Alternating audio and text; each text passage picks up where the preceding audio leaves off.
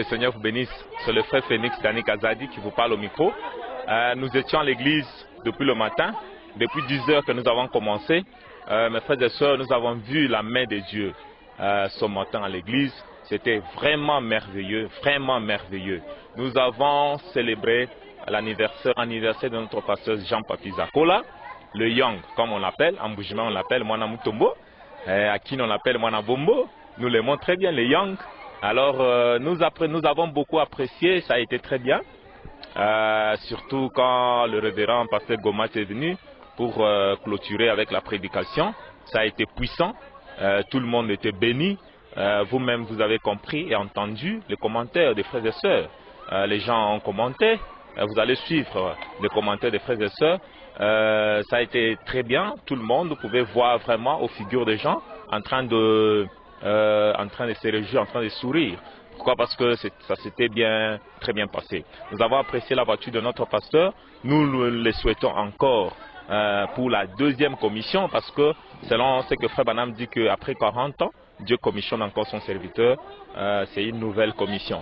Nous les souhaitons le meilleur et nous vraiment prions Dieu que Dieu puisse les restaurer. Comme nous avons vu déjà l'échantillon de cette restauration, nous prions à ce que tous les membres d'Amen Tabernacle puissent profiter de cette restauration, de cette bénédiction. Moi, personnellement, je m'étais identifié quand j'ai choisi cette église pour ma propre restauration.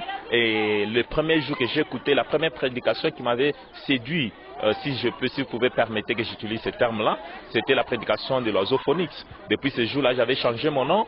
Et quand je vois Amen Tabernacle être restauré, pour moi, c'est aussi ma restauration selon les épreuves par lesquelles je suis passé dans la vie. Alors je pense que moi, c'est vraiment quelque chose de très important, cet événement aujourd'hui. Alors, bien-aimés dans le Seigneur, nous vous invitons, vous tous qui vont suivre cette vidéo, veuillez vraiment nous rejoindre à Amen Tabernacle Church sur Garden Road numéro 64, ici à Orange Grove. Nous sommes une église chrétienne qui croit au Seigneur Jésus-Christ, qui nous a envoyé son serviteur William Marion Branham dans ce temps de la fin avec un message se préparant pour l'enlèvement. Alors nous faisons appel à tout le monde. Il y a des choses qui se passent ici, les miracles. Les gens pensaient qu'en 2009, quand on a eu des problèmes, quand Amen a eu des problèmes, les gens pensaient que c'était déjà fini. Mais c'était fini parce qu'aujourd'hui, nous pouvons voir Amen qui revient encore dans sa gloire. Et nous croyons, gloire soit rendue à Dieu, que la Bible nous dit que non, la gloire du second temple, c'est la plus grande que celle du premier temple.